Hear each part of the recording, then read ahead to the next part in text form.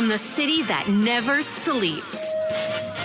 17 miles from Madison Square Garden, New York City. It's America at Night with Rich Valdez, America's favorite late-night talk program, featuring interesting guests from around the world and calls from across America.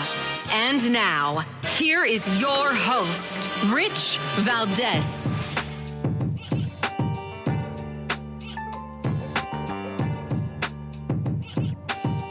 Hi there, good evening, and what's up, America? I am Rich Valdez, Valdez with an S, at Rich Valdez on all of the social media. Welcome to the Friday night edition of the program. It's Friday, and the phone number, 833-482-5337, 833-4-Valdez. There's a number of things going on right now. We've got Trump speaking on the eve of the very contentious primary that is to come. And I think a lot of people are expecting Trump to win. But, of course, you know, nobody's a fortune teller. And we'll see how it goes. But the South Carolina presidential primary tomorrow. And I'm thinking he's going to do well here. I don't think the odds-on favorite is not Nikki Haley. And that's a good thing, right?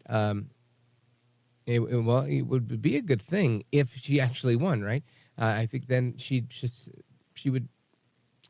Let me see. I think it would help her. She's been getting pretty good donations. I think the money flowing in is not something that anybody should shake a stick at, right? She's been doing well there, but I think to gain the will of the people, especially Republican primary voters, who don't seem to favor Nikki Haley, I think it would be quite the feat if she could say, look, I can defeat Donald Trump, and I could do it by winning my home state. I think it would send a very strong message, and people would say, you know what, we salute you, but I don't think that's going to be the case. I just don't. It doesn't seem like that. From what I'm seeing, most of her support comes from people that are just anti-Trump. Some obscene number that we talked about the other night are actually folks that helped to elect Biden. So go figure, right? This is not your typical Republican primary voter, not in the least. Anyway, so that's a little bit about what's happening there. We also there was a couple of things I wanted to share with you on this one. Oh, this is it. Yes, so Commander Biden. No, I don't mean Commander-in-Chief Joe Biden. I mean, Commander the doggy. So his doggy who has been exiled. Oh my goodness, the dog has been banished. I think he's going to go live with some family, and the folks at The View, they've come to his defense. They've come to his support. We're going to talk about that in a little bit. But I wanted to get to this clip that we have of former President Trump, who, speaking at the Conservative Political Action Conference, CPAC, in D.C. area, and he makes a comment, one that I think all too many people are very, very used to him saying, a famous kind of tagline from his TV show, and he meant it towards Joe Biden. Listen to this. Tomorrow we're going to win this state, and then we're going to tell crooked Joe Biden, you're fired. Get out of here. You're fired.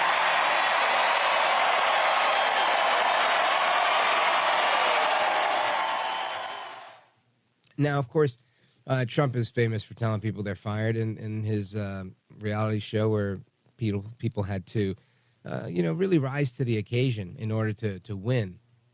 But it would be really something, right? If America really did fire Joe Biden, right? If the voters would say, we're going to take Trump back in.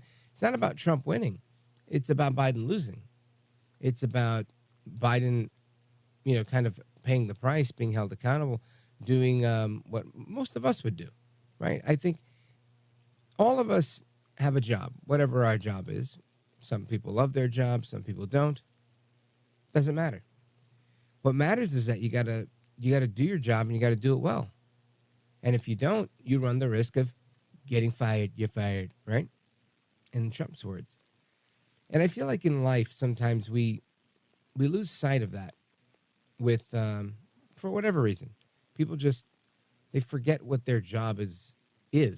They forget the aim. For example, let's say as a radio host, my job is to facilitate a good radio show. Not for me, but for you, the listener, right? And that's something that Jimbo shared with me, and he meant it. It was a profound thing. It was, always remember that this show is not for you, but for the listener. And this is, I think most of the decisions that I make on this program are in the name of the show, not in the name of me per se. I think it's important. I don't know if you're following what I'm saying. I feel that I'm trying to make a parallel, and maybe I'm not making one. But it's important, right? It's very important that each of us do our jobs, whatever it is. If you're a butcher, baker, candlestick maker, everybody's got a job to do, just like Joe Biden has a job to do, and he hasn't been doing it. And in real life, you can lose your job. You can lose customers. There's always some sort of repercussion for the actions that you take. But it seems Joe El Baboso Biden, he doesn't pay the price for anything. And it makes me wonder, why haven't the American people said, you're fired to Joe Biden? Why hasn't that happened yet? Oftentimes, I think it's because the media gives them a pass. And when the media is giving someone a pass, and that is literally their function, to be the watchdog of the American people, right? Watching government, watching what's happening, and then reporting it. When nobody's reporting honestly on what Biden's doing, and we have to kind of read between the lines and see what's happening in the media and kind of dissect the headline, I think you realize, Houston, we have a problem. So it's my hope that South Carolinians will gather and collectively say to Joe Biden, you're fired, by, bringing in somebody they think that can win this race. Does that happen? I don't know. We'll see. I think it looks really good for Trump, that's for sure. But it's not about the numbers and it's not about the contests. It's really about the country, the people, the future. And that's the part I think that Joe Biden loses sight of. That we're dealing about people. We're dealing with a country, with an actual future. And he doesn't have much of a future left. That doesn't mean that the rest of us don't. Anyway, that's my musing for this segment. I just wanted to share that with you. And we're going to continue our conversation straight ahead, plus your calls. We're going to get to those in a little bit as well. 833-482-5337, 833-4-VALDEZ. This is America at Night with Rich Valdez.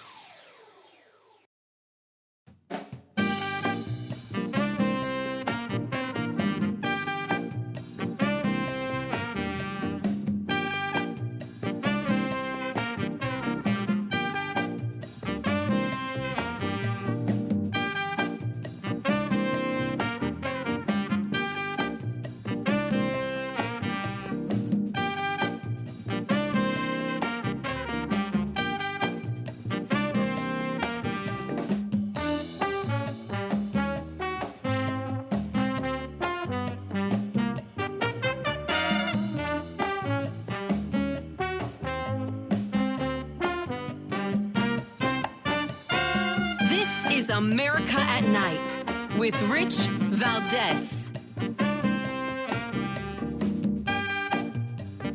It's time to make history.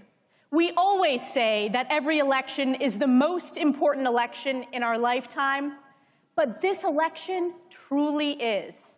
Because in just 3 short years, Joe Biden and the far-left Democrats have laid waste to our great nation. For the first time ever, the majority of Americans believe the next generation will be worse off than their parents. This is fundamentally not who we are. The American dream is being destroyed by the radical left, and we are in a country that's in crisis. From Joe Biden's catastrophic border crisis, to Bidenflation crushing hardworking families, to evil terrorists attacking our most precious ally, Israel, to the shredding of our Constitution, and to the unprecedented, illegal, and corrupt weaponization of the federal government. That, of course, is Republican Conference Chair Elise Stefanik, and just kind of pointing out a couple of truths that are just very evident. All of those things are happening. We've got a border that's wide open. We've got a district attorney who is literally run amok in Georgia, in New York, in D.C., and in particular, the one in Georgia, who I like to call Funny Willis. Funny Willis is in her own unique set of interesting circumstances, right? Putting herself in hot water. Because clearly now there's new information, right? And this is, again, the woman that says, I didn't know. I didn't have any relationship with this man. I did not appoint my boyfriend to go after Trump as the lead investigator or prosecutor in her team. And of course, we're finding out new things. And the latest thing we find out here is that there's cell phone data, right? Some of the cell phone data that they're finding contradicts the testimony that she's given. Now, I think this is interesting because nobody really cares what Funny Willis does in her private life and in her free time and who she dates or who she doesn't date. Of course, that's not the issue. She's not on trial for dating this person, or she would say she's not even on trial. Although I think she is, right? I think her reputation is on trial. There's a lot of things at stake here for her because she made it look like she was some sort of arbiter of truth. She made it seem as if she was doing the right thing and in a fair and impartial way. But sadly, that's not the case.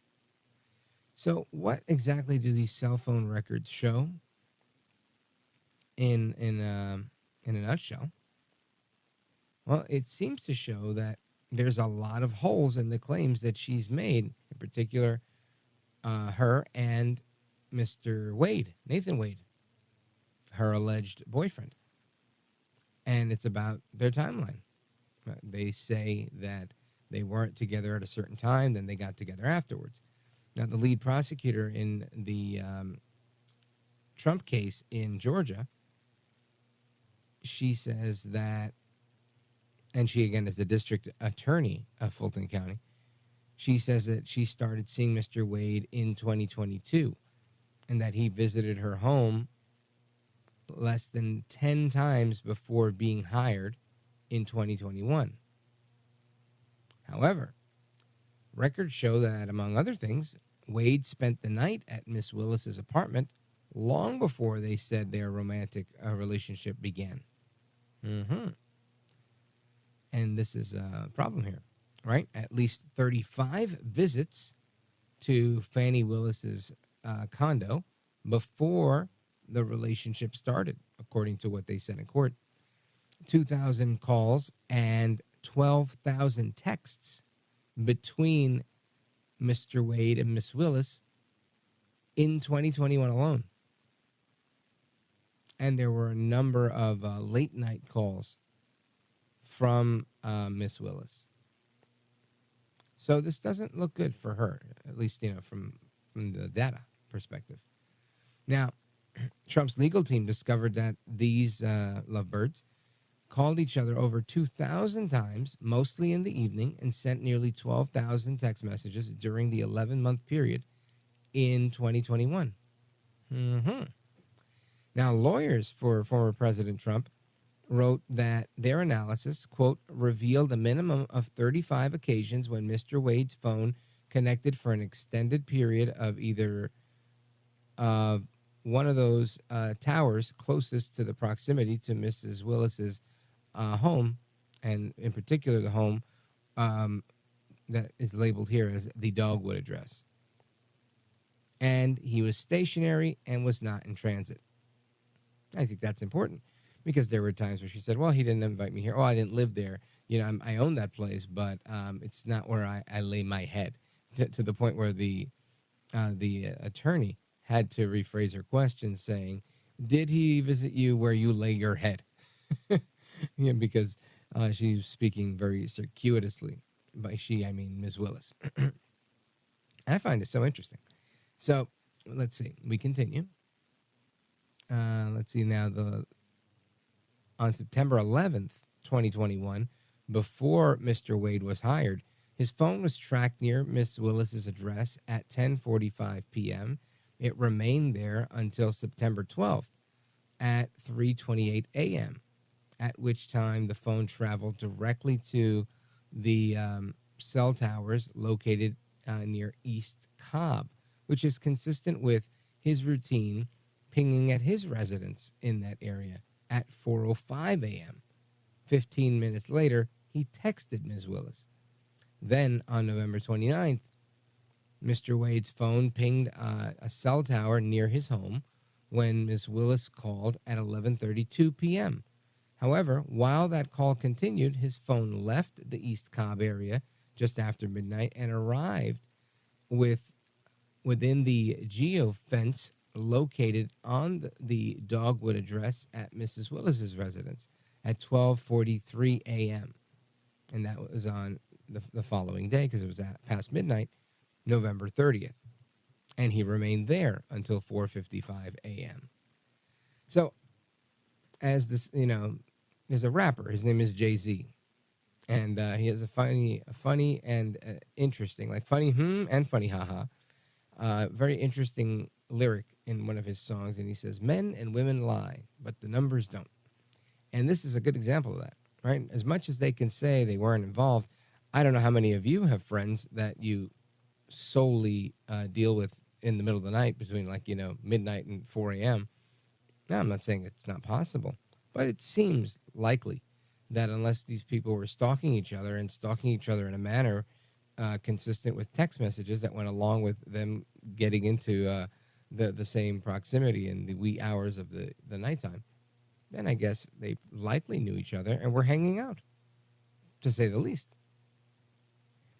Now, this seems to suggest that the testimony that Miss Willis gave and that Mr. Wade gave were not accurate and that they may have perjured themselves. And I wonder, what will they say now? Will she bring her dad in like she did last time to give a testimony about the importance of saving cash, especially if you're an ethnic minority, right? The key alluded to that, saying, look, when you're black, you'd better save money and you better keep cash on hand. And I don't disagree with keeping cash on hand. I don't disagree with anything. I just don't know that that's something that is exclusive to ethnic minorities. I think Bob Menendez used the same line when they caught him with gold bars. And he said, no. In Cuba, we had to save money. We had to stash it in our jackets and hide it in the closet. I don't know if anybody is buying that, right? Does anybody believe that? Anyway, your calls and more coming up straight ahead. We continue the conversation. 833-4825-337. 833-4-VALDEZ.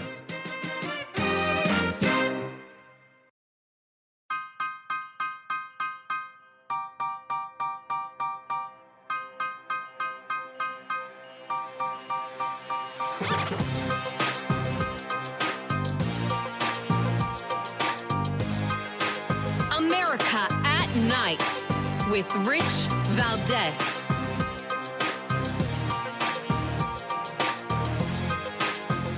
All right, America, welcome back.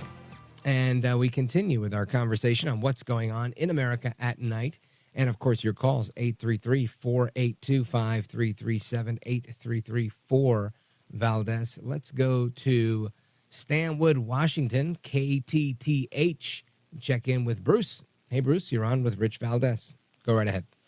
Hello, Mr. Valdez. I really appreciate listening to the opportunity to listen to your programs. More recently, I discovered you. Thank you. I just have a question here, if I may.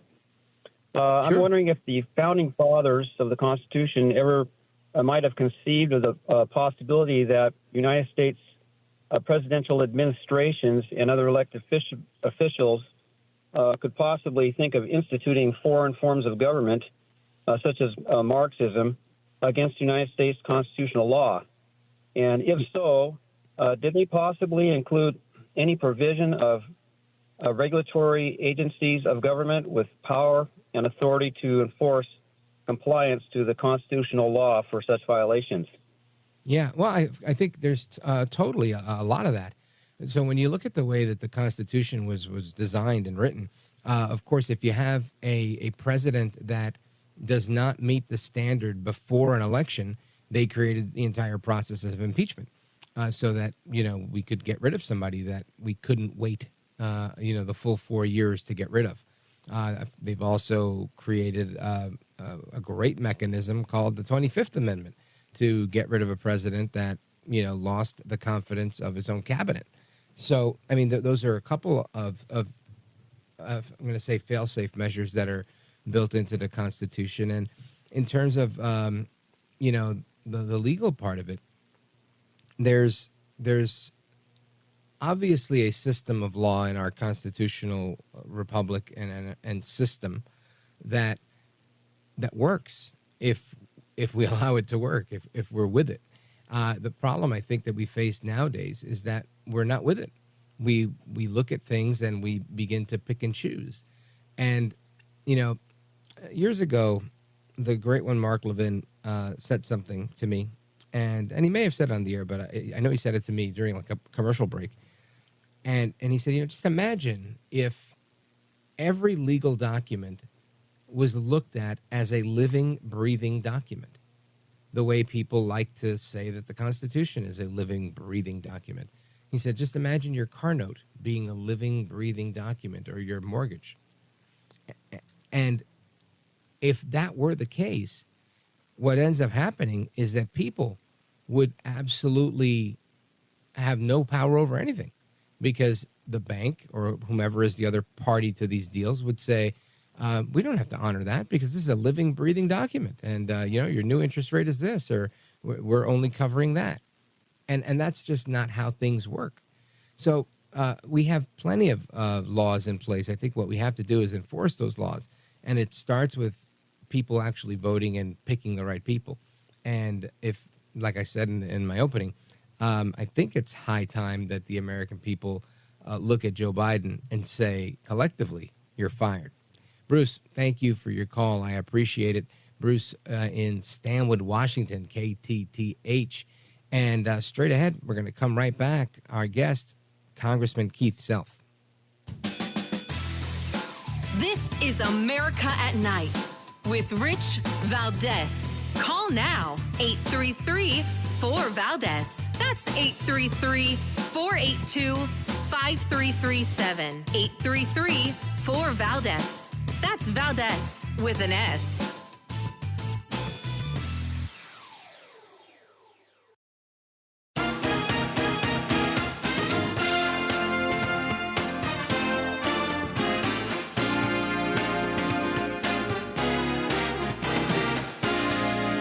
This is America at Night with Rich Valdez. I've been indicted more than Alphonse Capone, the great guy. It's true. I got indicted. My parents are looking down. They're saying, I never thought this could happen to my son. He's been indicted. I didn't know what the hell the word, and it all took place instantly. If I fly over a blue state, the next day I get a federal grand jury notice, please report.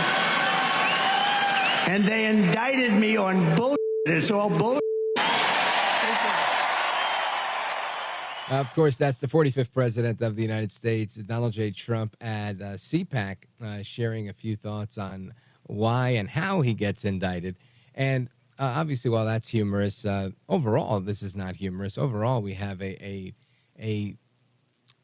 element of radicalism, leftism within the Democrat Party, within the media, within our government that, in my opinion, tends to run amok. And thankfully, we have some people in Congress that are out there fighting against that and fighting for what's right, fighting for our constitutional republic, fighting for you, me, and the American way, not to sound cheesy, but it really does boil down to that. And one of those guys that's out there day in and day out is Congressman Keith Self. He's a Republican from the 3rd District of Texas, and he's our guest. Congressman, welcome back, sir. Thank you so much, Rich. Good to be here with you. You bet. So let's chat a little bit about what's going on, because there's plenty going on. There's some talk about, I mean, it's plenty of things. There's phone records now that they're talking about with the DA in Georgia saying that she may have perjured herself. And to me, it just doesn't, from a political perspective, it doesn't seem like it's a win for her. How do you react to this news? Well, it's not a win for her. I think they're very close to getting her taken off of the case and maybe even disbarred because this has been going on for a while. She and this paramour of hers have been going on for a while. Absolutely. And I think they're reaching a logical conclusion there that they've colluded together, and it's probably not in the sense of justice. So I think she'll be removed. Yeah, I tend to agree with you, and I think this is a terrible if you're a Democrat, terrible if you're anti-Trump, and you're thinking this was it. This was one of our secret weapons. I think this only breathes new life into the idea of a Republican winning in November, and it's a good thing. I think America needs that. Earlier, I made mention to another comment that Trump made about his famous line from his TV show "You're Fired." And saying that to Joe Biden. And I think it's time that the American people fire Joe Biden. And you know just as good as anybody else, being on the Hill day in and day out, that things are bad, and it's difficult to fix them because you've got a Democrat Party that's really, I think, adamant on just maintaining this broken status quo. Do you think that's a fair assessment? Well, absolutely. In fact, they're taking advantage of it. In fact, they weaponize more and more. They're throwing, we used to say they were throwing things against the wall just to see if they'll stick. Now they're throwing the kitchen sink at everything. It's across the government now. So they view American citizens as subjects, and they fully intend to make them such subjects. So these are serious times, Rich. And we need to get serious about standing on the principles that you introduced your show with just a few moments ago. Yeah, I agree. And I feel like part of that, I mean, a lot of that stuff is cultural stuff, not stuff that's, policy driven. But we have, I think, shied away from understanding our roots and our founding. And it's lamentably, it is what it is. But there are also policy battles that we face, right? There's an FAA issue that you've been fighting, and I'd like you to set the stage a little bit when we come back. I'm going to take a quick pause here, and I want to learn more about this FAA deal, because having the illegal border crossers taking up residence in airports is definitely not helpful for anybody. So, folks, we're on with Congressman Keith Self from Texas. We're coming right back with your calls and more. Don't go anywhere. This is America at Night with Rich Valdez.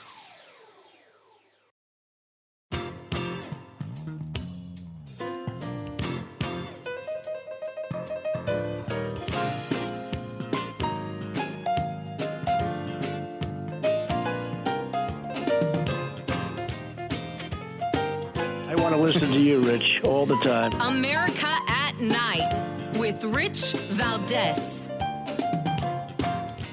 All right, America, welcome back. And as you've heard, there's a lot of people that have come right into this country on airplanes. Some of them have crossed the border illegally. Others just jump on a plane and never leave. And whether they're coming on a plane from their home country or they're coming on a plane after they cross the border and Biden gets them on a plane because he's turned our border agents into travel agents, either way, there's planes involved. And we now have this problem of housing unvetted illegal immigrants at airports, at various airports. It's not just one. This isn't an isolated incident. And this is a big deal. You're talking about almost 7.3 million illegal immigrants since Biden's taken office. And to what? right? Yeah, to no avail, to none at all. So Congressman Keith Self, our guest, he's bringing the fight to the Biden administration here. Congressman, tell us a little bit about what exactly is going on, how you were alerted to what's going on, and what steps you've taken to curtail this. Well, when we first heard, it's a great question. When we first heard that they were going to house illegal immigrants at airports, the question was several-fold. What authority do they have, and who thought this up in the first place because of security? So they're housing them in terminals. They're housing them in a bus terminal, airport terminals, then a bus terminal, which happens to be just off of one of the runways. So this is a serious security issue in my mind. So 36 co-signers, Republican co-signers, signed a letter to the administration with me that basically asked the questions. There were several questions, but the basic question is, what's the authority you have to do this? Because the FAA supervises airports and they have responsibilities for them. And Scott Perry, in one hearing, Representative Perry, asked the administrator, how do you do this? And what effect is it going to have on the airport itself? The administrator basically said it doesn't have any impact on flight operations, aeronautical, he used. And my point is, that's not the point. Right. who wanted to put these people inside a secure airport area at all? I mean, the worst terrorist attack in our history started at an airport. Right. The most vulnerable times of flights is the takeoff and the landing. So if you smuggle a weapon in there, you could probably throw a rock and hit a jet taking off if you're close enough, or buy something at the fireworks stand, much less a shoulder-fired weapon. I think this just reeks of danger, of potential danger. I agree. And so what are some of the steps that you're, taking to mitigate this and prevent it from happening? Well, not only the letter by 36 of my colleagues, but we are also filing a bill that asks the same questions and forbids them from doing this because airports are secure. I mean, if you go to an airport, you take off your shoes, you take off your belt, you go through a magnetometer. These guys are totally unvetted. They're put on a secure airport facility, and who knows who they are and who knows what they might be able to smuggle in. So this is insane.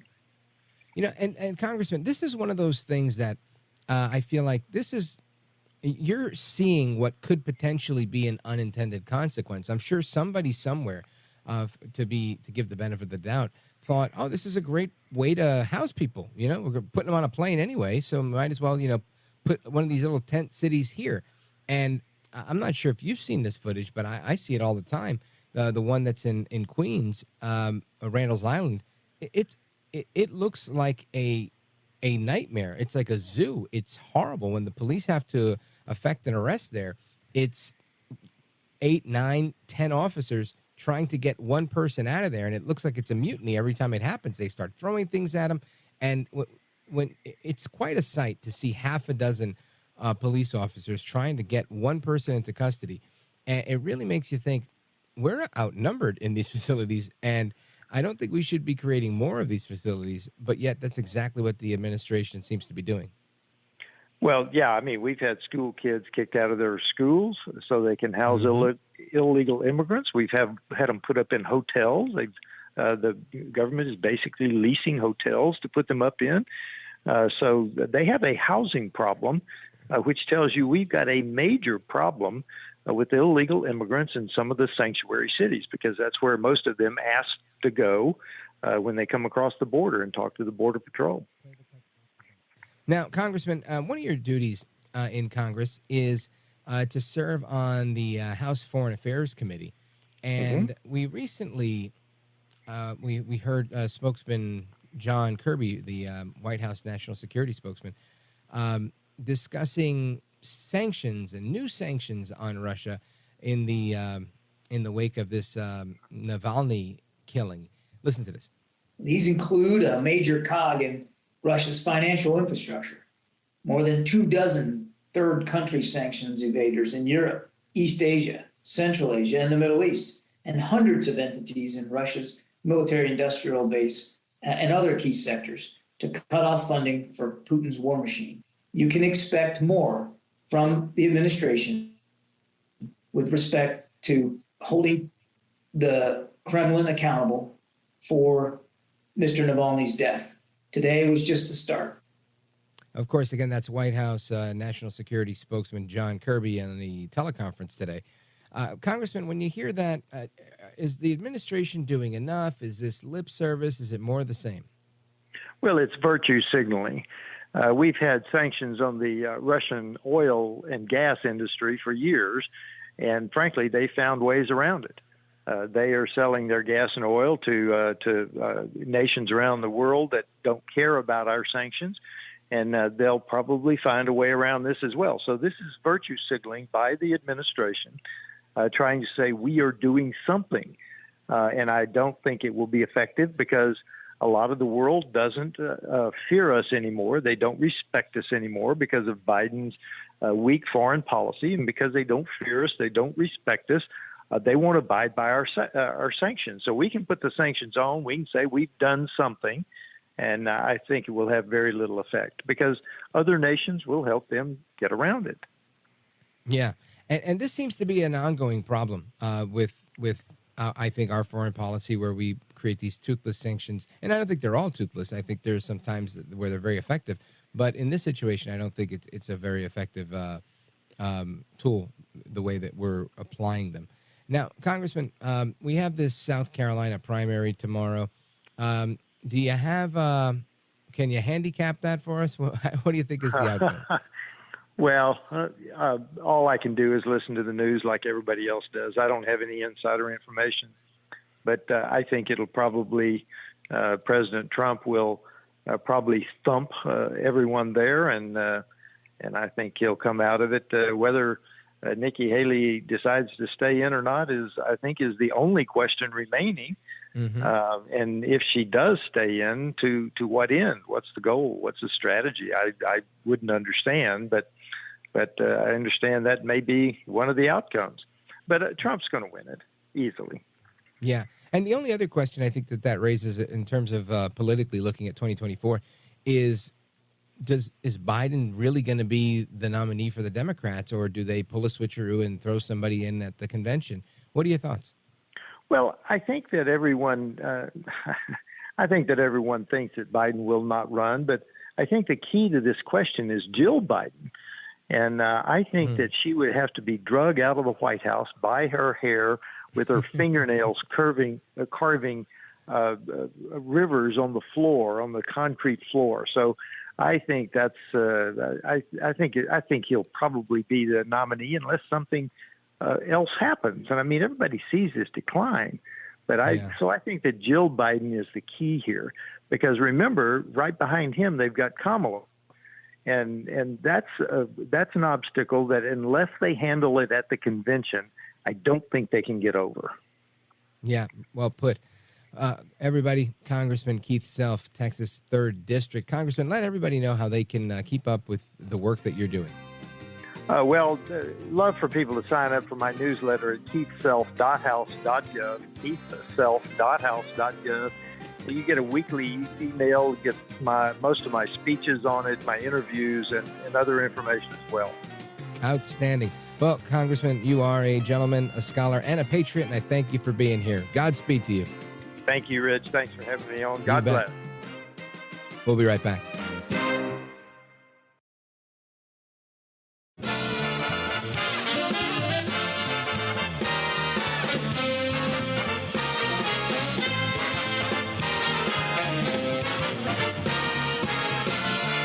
Live from the city that never sleeps. 17 miles from Madison Square Garden, New York City. It's America at Night with Rich Valdez, America's favorite late night talk program, featuring interesting guests from around the world and calls from across America. And now, here is your host, Rich Valdez. Hi there. Good evening. And what's up, America? I am Rich Valdez, Valdez with an S, at Rich Valdez on all of the social media. Welcome to the Friday night edition of the program. This is hour number 2. If you want to join our late night national town hall conversation, give us a call, 833-4825-337, 833-4-VALDEZ. And there's plenty going on in the world of technology. Of course, there was a cyber attack yesterday, right, that messed up a bunch of pharmaceutical deliveries and paralyzed certain pharmacies. And there was also that big AT&T outage that they say was not part of any cyber attack. But there's lots that goes on, especially in the world of AI. And we talk about AI a lot, artificial intelligence, because there's so much that goes on. And, I mean, some of it's fun. It's a novelty. Somebody sent me something the other day, like a photo of them, some AI rendered image, and they were like, "Oh, I made it with an app. You should check it out." So I checked out the app, and it generates these images of you based on images that it finds of you or whatever. And it made a great looking version of me. It didn't look anything like me. It was like really muscular and a lot slimmer than I am. And I was like, man, that's great. It just doesn't look like me. It's like the me if I was really disciplined and stuck to my gym routine. But nonetheless, AI, I guess, can be fun and it can be a novelty, but it also can create deep fakes and all sorts of other crazy. And just the other day, we saw that story from Air Canada where their AI chatbot literally invented its own policy. And turns out, the court said, no, you're going to have to, can't do that. You can't just make policy on the fly that way that isn't real, that isn't really the company's policy and whatnot. And of course, I'm watering down the story a little bit, but it's just interesting to see how things are playing out in real time when it comes to AI. So with that being said, I want to bring in somebody who we've had on plenty of times in the past. He's a real expert when it comes to this stuff. Allum Bokhari, Managing Director of the Foundation for Freedom Online. Allum, welcome back. Good evening, Rich. Great to be back. Yes, sir. Thank you. And let's chat a little bit here because there's obviously some very ethical and practical concerns of what's going on. And there was this whole thing with Google's AI, and some are saying this is a threat to democracy. Help us dissect a little bit of the state of affairs of AI as you see it. Well, this week the headline story really has been Google's AI product, which it calls Gemini, which is now paused because it was embroiled in a woke controversy. Quite a few of these AI chatbots have been dinged for being politically biased, usually in a liberal direction, or being woke, being ideologically left wing or left leaning. And partly, sometimes that can be because of an accident, because, it was trained on, mainstream media sources that tend to lean a little bit more left. But in Google's case, it seemed to be, really, really egregious. Google's Gemini was, being asked to generate images of, Vikings and Romans and, all these historical situations. And in response, the chatbot would generate these almost like diversity, equity, and inclusion quotas, right, for the Romans and the Vikings. So it was completely historically inaccurate. So almost overnight, people started playing around with Gemini and posting the results on Twitter, and it just became a total laughingstock. And then people found the Twitter account of the guy who led Google's Gemini project, and it turns out he's had a lot of very ideological, politically biased tweets as well.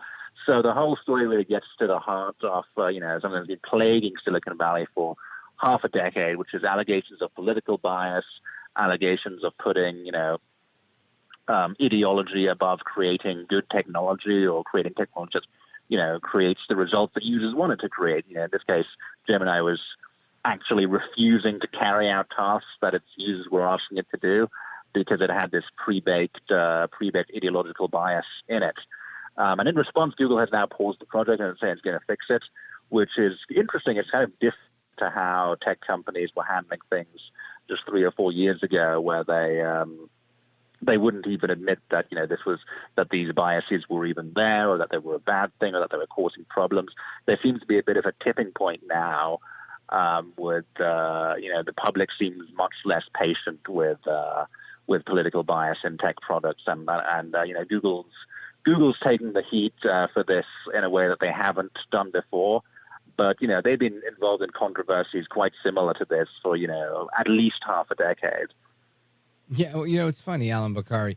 I mean, you're so eloquent and generous in your description of it. But when you see what you're talking about, right? You said these factually inaccurate historical images. I'm looking at a black George Washington right now, which is really funny. I'm looking at a female looking. I guess I'm going to say she looks Indian, like South Asian. Pope. She's dressed like the Pope. And again, I guess that could happen one day, but it hasn't happened as of yet. And it's just interesting to see the way that this skewed. Like you said, it was kind of like diversity, equity, and inclusion has literally just run afoul with Google Gemini. And they had to respond in a way they'd never responded, because it's literally creating fantasy land, right? It's just not real, the images that it's been creating. And so I think it's high time that Google, kind of says, oh, shoot, yeah, we've gone too far here, and we're going to address this. Now, you pointed out that the developer has his own left-wing ideology and bias, and that's fine. Everybody has one way or the other. That's cool with me. I'm just wondering, do you think this is Google saying, all right, you got us, you caught us with our hand in the cookie jar, so we're going to, say the right thing and pay the lip service?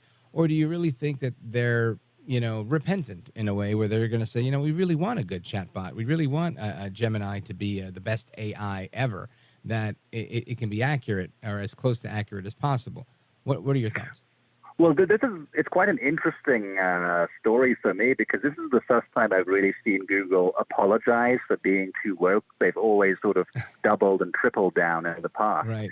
And, the debacle, the public relations debacle that is Gemini, I described it on Twitter as the slowest moving train wreck in Silicon Valley history. Because if you paid attention to stories about Google over the past half decade or more, you could see something like this coming. I remember publishing stories from anonymous whistleblowers inside Google all the way back in 2017, when they had their controversy around James Damore, who was an engineer who challenged Google, what he called Google's ideological echo chamber on issues like diversity and quotas, and was almost immediately fired afterwards. But that precipitated a bunch of Google whistleblowers coming to me with their stories about what's going on inside the company, and I published all their accounts on Breitbart News at the time. And you had stories like, there were tampons in the men's restroom because, according to Google, some men menstruate. There was another Google whistleblower tell me that company leaders seem to, this is a quote from him, they value diversity first and technology second, and that's a brilliant. And he said this in 2017, right? But that's a brilliant description of what happened with Gemini. Like, it was placing diversity above just producing a quality tech product. So yeah, the danger signs for Google were there for a long, long time, but Google never saw a problem with cultivating this incredibly woke left-wing culture inside the workforce. It would even fire people like James Damore, who challenged it. And now it seems like the chickens are coming home to roost for Google. And I must say, Google really stands apart in tech companies in terms of many tech companies from 2015 to where we are today, which was really when internet censorship began, when political bias really started to show itself in Silicon Valley. Companies like Facebook and to some extent Twitter before Elon Musk, they were sort of responding to media pressure or pressure from even the U.S. government and U.S. government-linked entities when they instituted their content, their very strict content moderation and censorship policies that we cover a lot of the foundation of Freedom Online.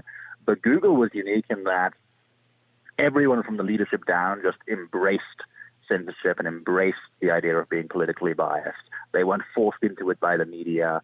Obviously, the media encouraged it, but it seemed like they were doing it under their own steam. So they've always stood apart from other tech companies who would sort of respond to media pressure and became biased as a result of media pressure, as opposed to doing it under their own initiative. Yeah, it's interesting because I think they're not the only company that's doing that, Allum Bokhari. We also we have a clip of audio. Maybe when we come back from our break, we'll play it for you. but it's Dr. Asif Sadiq. He's the chief DEI officer for Warner Brothers Discovery. And in a Zoom call, he says that some people will never change their views, and the best solution would be for them to leave the company by just because they're not woke enough. And I think it's a fascinating view of exactly what you're talking about, that certain companies, they make no apology. They're going woke, and they don't care who's on board or not. So, folks, we're on with Allum Bokhari. You've heard him before. He was with Breitbart News. He was the tech editor there. He's now the managing director for Foundation for Freedom Online. And we're going to hear a clip of that audio when we come back from Warner Brothers and keep our discussion going on AI and how crazy the wokeness within technology has become. Don't go anywhere. This is America at Night with Rich Valdez. Call now, 833-4-VALDEZ. That's 833-482-5337. 833-4-VALDEZ. That's Valdez with an S.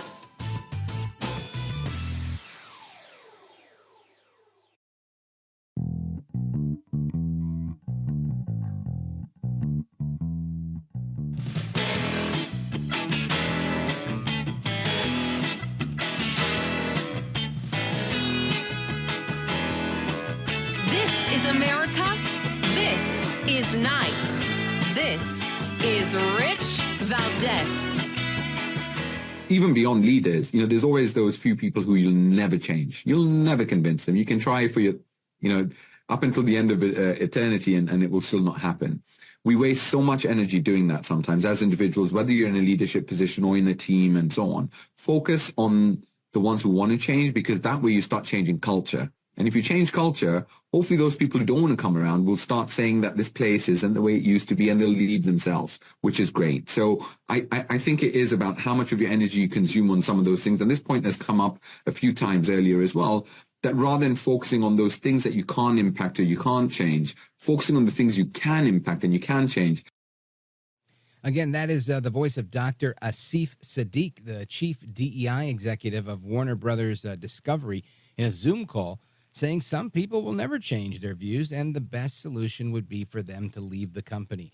And he's talking about the diversity, equity, inclusion, the wokeness that he's bringing to the table in that company. And this seems to be infecting people and companies all across the board.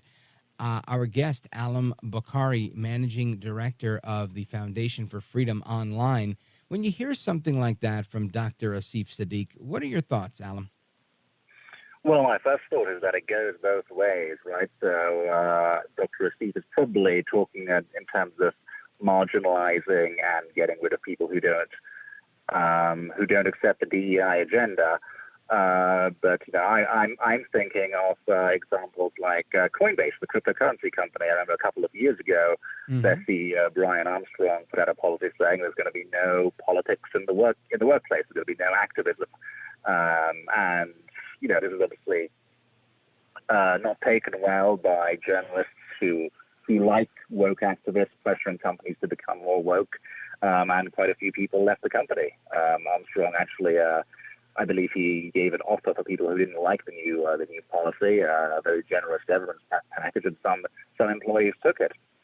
I think what's going to happen here, because this same battle over wokeness that's happening at Warner Brothers, that's happening at Google, it's happening in every single company, every single institution. It's a society-wide thing. And what's interesting today, as opposed to 5 or 6 years ago, is 5 or 6 years ago, it was really only conservatives and conservative media who would dare address this topic. Everyone else, no matter how they felt about it, would just, they'd shut up. They didn't want to lose their jobs. They didn't want to speak out.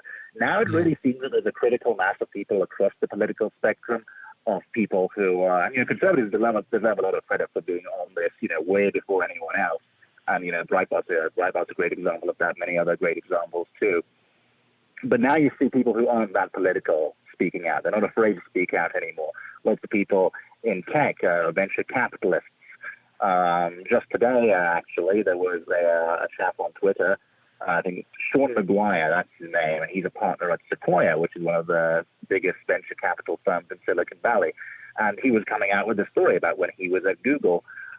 He was told in confidence that the reason he didn't get a promotion at the company, an expected promotion, that he would have gotten if they were doing it just on merit, was because he was a white male and the guy in charge of promotions had to meet a diversity quota. So for someone at Sequoia, a really big venture capital company, a guy who doesn't, based on his tweet, doesn't seem to be that political, doesn't seem like a partisan conservative or anything like that. The fact that they're speaking out against the DEI agenda and getting angry about it shows that it's really going beyond a partisan issue. It's now becoming something regular people care about because it affects regular people. It affects everyone who's at one of these companies, no matter what their politics are. They're going to now be judged on the basis of their race, their gender, their sexual orientation, and whatever else. And no matter what your politics are, you may not even be that political. That's going to affect you. And now we see people speaking up against it who don't really have a partisan background, which is an interesting change to a few years ago, I think. Allum Bokhari, with that in mind, we've seen recently some calls from senators to divest some of the power that Google has.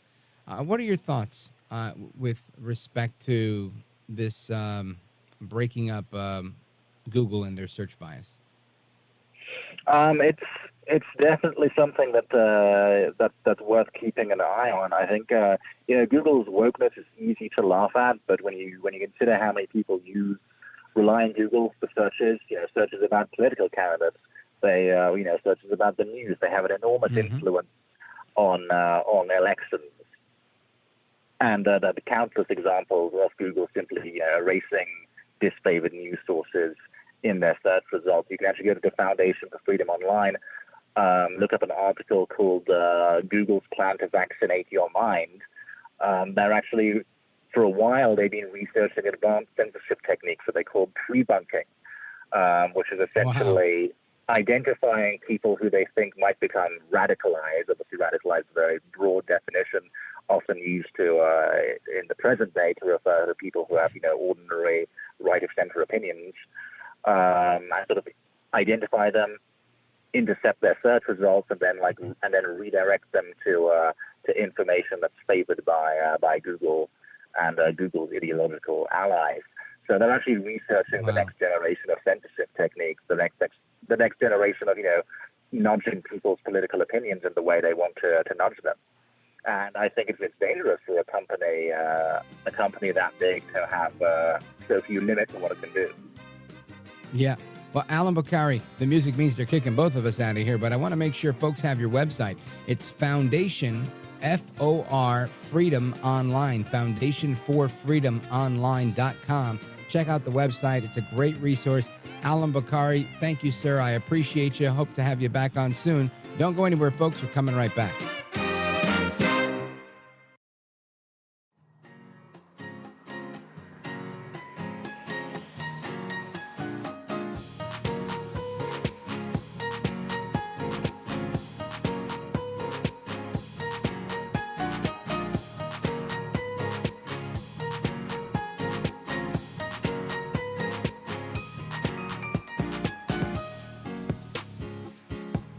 America at Night with Rich Valdez.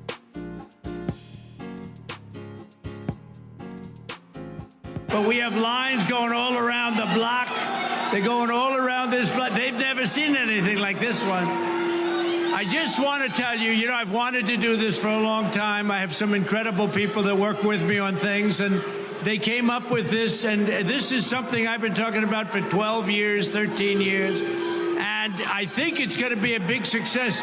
Your influencers have been very positive. They've been real influences, and they love it, and they love what we've done. That's the real deal. That's the real deal. Of course, that is former President Donald Trump at the sneaker convention known as SneakerCon, discussing the launch of his new gold high-top sneakers.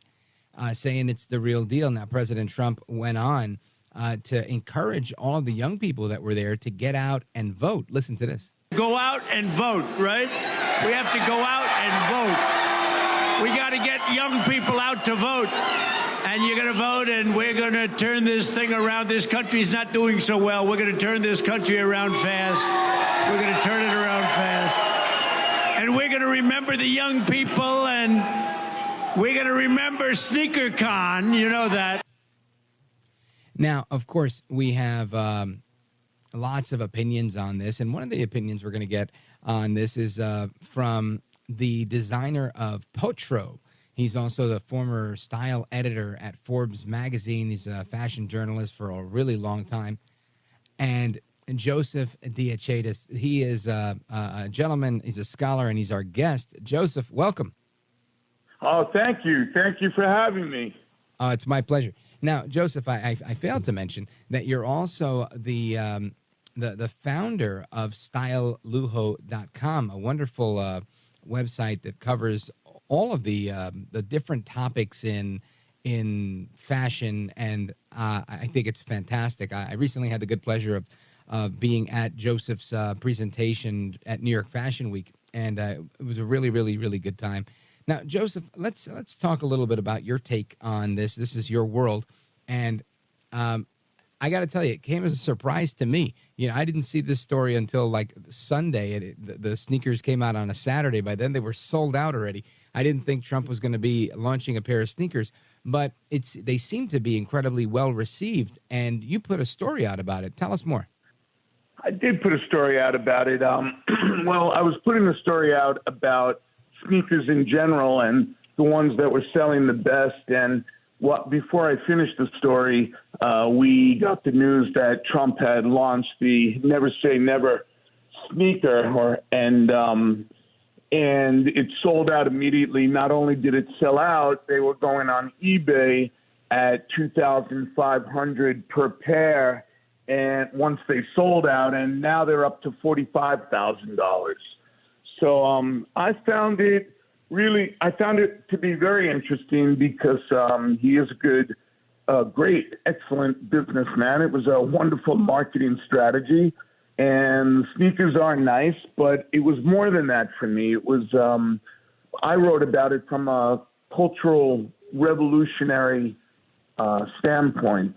It's interesting to me because fashion has always been a part of change and a part of revolution. And so if you think in the past of past leaders or generals, from Napoleon Bonaparte, who wore his hat sideways and changed the style of that, to there's so many that I can name from the past and now even in the present that have a significant effect on fashion. And it certainly holds true with President Trump, especially during an election year, that he used this as not only a style tool, but as a marketing tool. And very interesting to me. And congratulations for him.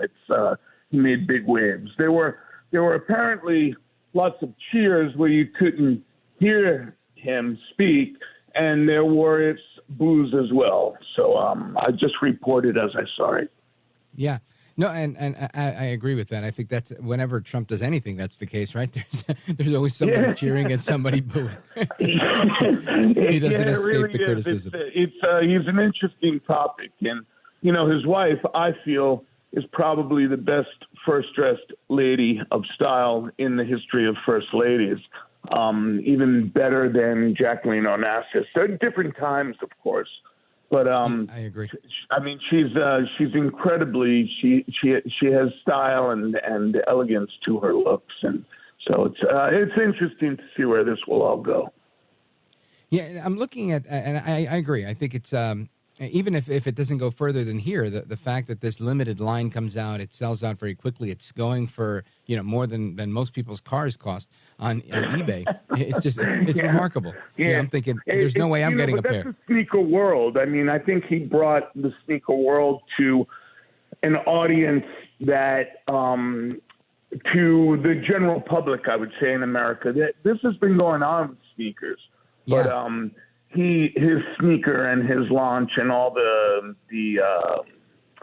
all the controversy and happiness around it, whatever side people are on, created a buzz.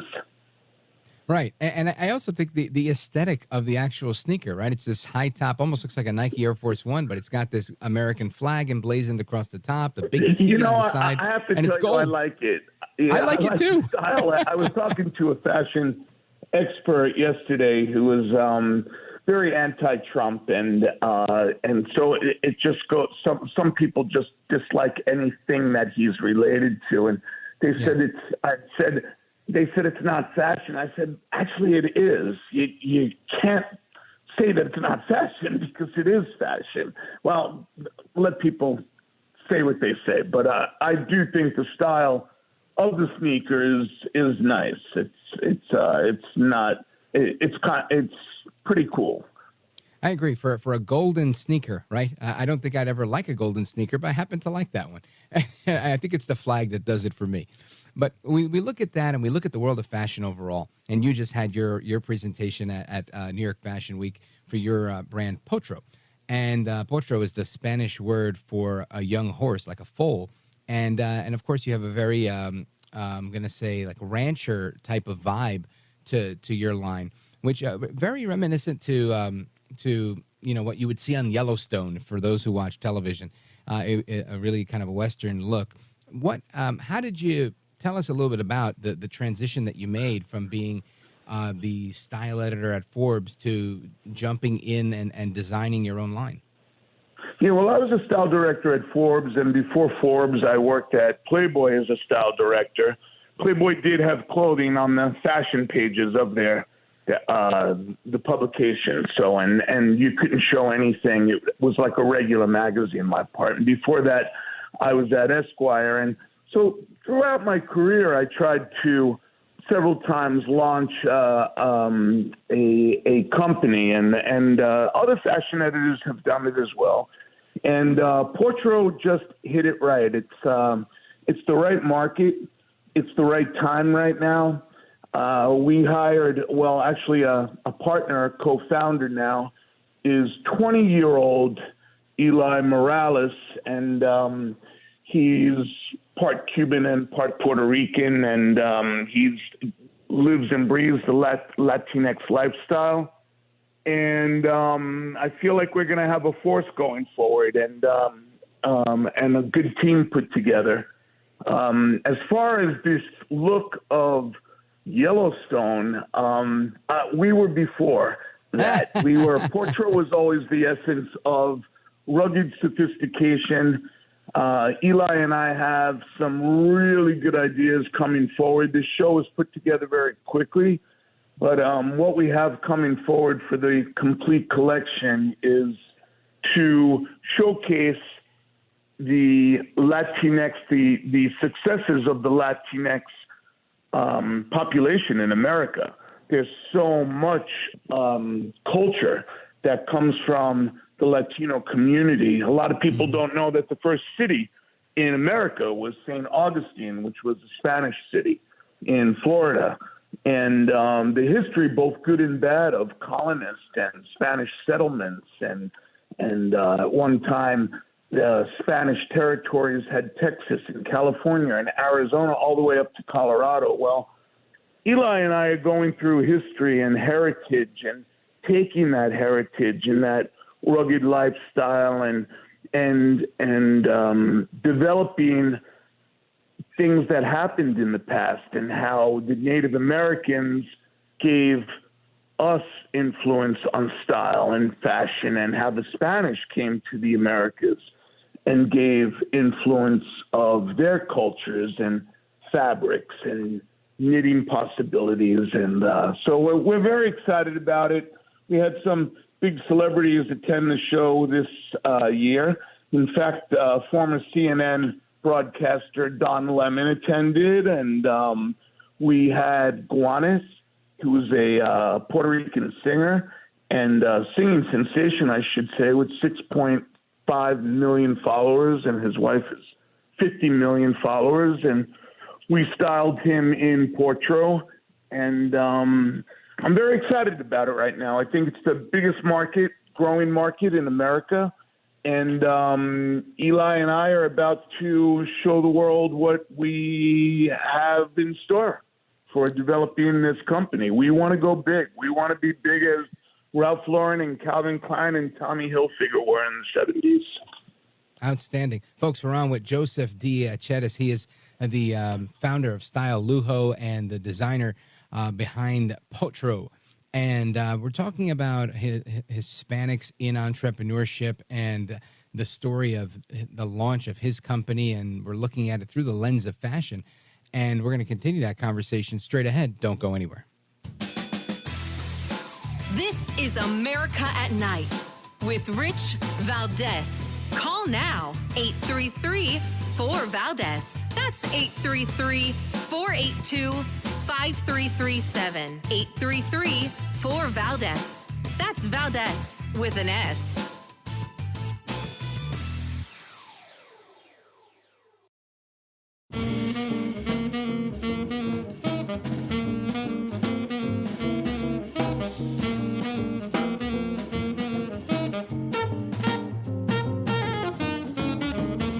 By the way, your ratings are up. Congratulations. I had somebody. It's always nice to check. I like to see, even if they're friends, I like to see how are they doing. Are people listening, right? But right. You're doing great. America at Night with Rich Valdez. All right, familia, welcome back, amigos. We continue our conversation on entrepreneurship with Joseph DeAcetis. He was the style editor at Forbes magazine and at many other magazines, and has styled plenty of celebrities, more than I can list. But he decided to launch his own fashion brand and, in effect, open his own company and become an entrepreneur. And Joseph DeAcetis, I want you to tell us a little bit about what that experience was like, because obviously that's, for many, that's the American dream, starting your own business. Well, yeah, it is. And working at Forbes, I have to say, really helped me, because Forbes is the publication for entrepreneurs. And Randall Lane, the editor there, launched the 30 Under 30, which is the 30 most influential people under 30 years old that are, it's basically the Shark Tank before the Shark Tank. And so I was around it all the time. I was photographing and styling celebrities such as, or put, for example, the wealthiest man in the world, Elon Musk. I styled him. I was at his home in Bel Air, and I actually styled his mother as well. And everyone from Katy Perry to A$AP Rocky to Justin Bieber to Vivek Ramaswamy. Wow. I styled him for the cover of Forbes. And speaking of politics, very nice man. But you see all these people and you meet them, and they're venture capitalists and other people coming up with wonderful ideas and entrepreneurial. This is what America is made of. And so it kind of gives one the push to use their skills and think of how to move forward. And I'm a fashion expert, but there's always room to grow. But I have big promise in this young man that was part of the company now, Eli Morales, who's an architectural student at FAU, but will be designing. He's actually co-designed the current collection, and we're going to keep moving forward. And we have big plans. In fact, I was on a call today with an investor, and everything looks good. And it's interesting because recently, as you know, I wrote an article on Style Lujo about the power of sports stars and celebrities, how they elevate their style icon access through fashion. And, one of the great examples is Travis Kelce. He wore a custom Amiri suit, which is really considered the unsuit. And I think that would strike home with your readers, because many of them probably watched the Super Bowl last week. And these Super Bowls, and they become like, or football games become like fashion shows now. These players are really like walking the runway before the game, all styled up. And in fact, Potro styled Brian Sabalo the boxer. He's going for the world title this year.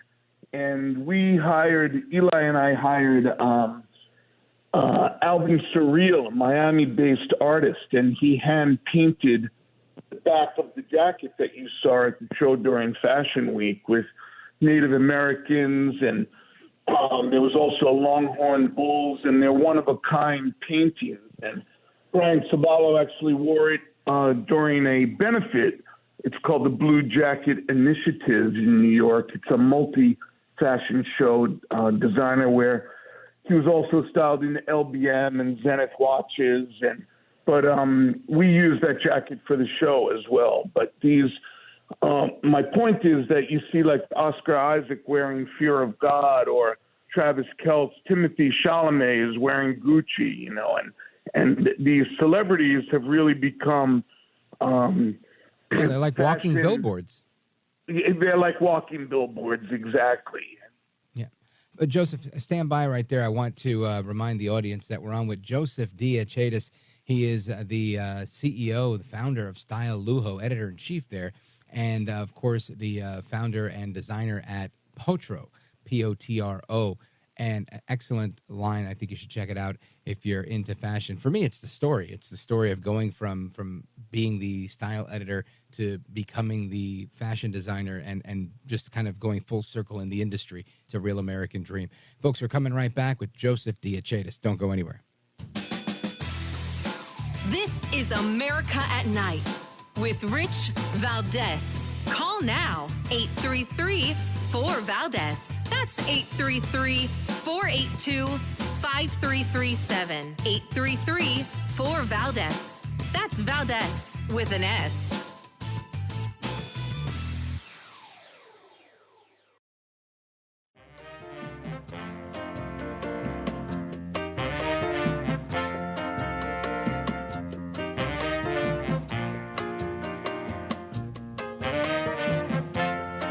America at Night with Rich Valdez. All right, amigos, welcome back, familia, as we round out our lifestyle segment here, talking about entrepreneurship with Joseph DeAcetis. And started off talking about the Trump sneakers, and we're going to finish up with finding out how you could learn more about what Joseph is doing. Joseph, what's the best way for people to keep up to speed with the work that you're doing? Oh, wonderful. They could go to Potro.com. So it's Potro.com, Potro.com, or online on TikTok and Instagram, all socials is at Shop Potro. So it's at shop.potro. And they can find us there and keep up with the social media and look at the great new line that we're developing. We have a big push towards making in America as well, keeping sustainable and making right here in the USA. God bless America. Joseph DeAcetis, thanks for being with us tonight. You are a gentleman, a scholar, and a patriot, and I thank you. Thank you. Thank you, Rich. Have a great night. Likewise. Folks, Open Phone America is coming up, hour number 3, where you get to call in from all over the country. We're going to do that right now. Don't go anywhere. It's me, Rich Valdez, 833-482-5337, 833-4-VALDEZ.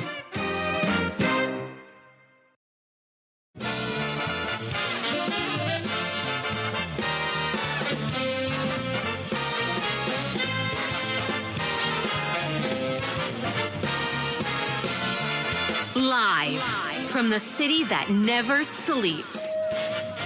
17 miles from Madison Square Garden, New York City. It's America at Night with Rich Valdez, America's favorite late-night talk program, featuring interesting guests from around the world and calls from across America.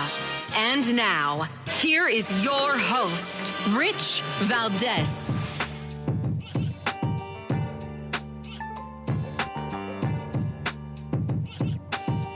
Hi there, good evening, and what's up, America? I am Rich Valdez, Valdez with an S, at Rich Valdez on all of the social media. Welcome to the third hour of the program. We call it Open Phone America, and you get to call in and sound off on anything that you're thinking about. Our phone number, if you want to join our late-night national town hall conversation, give us a call, 482-5337, 8334 Valdez. And there's a bunch of things that we've talked about tonight.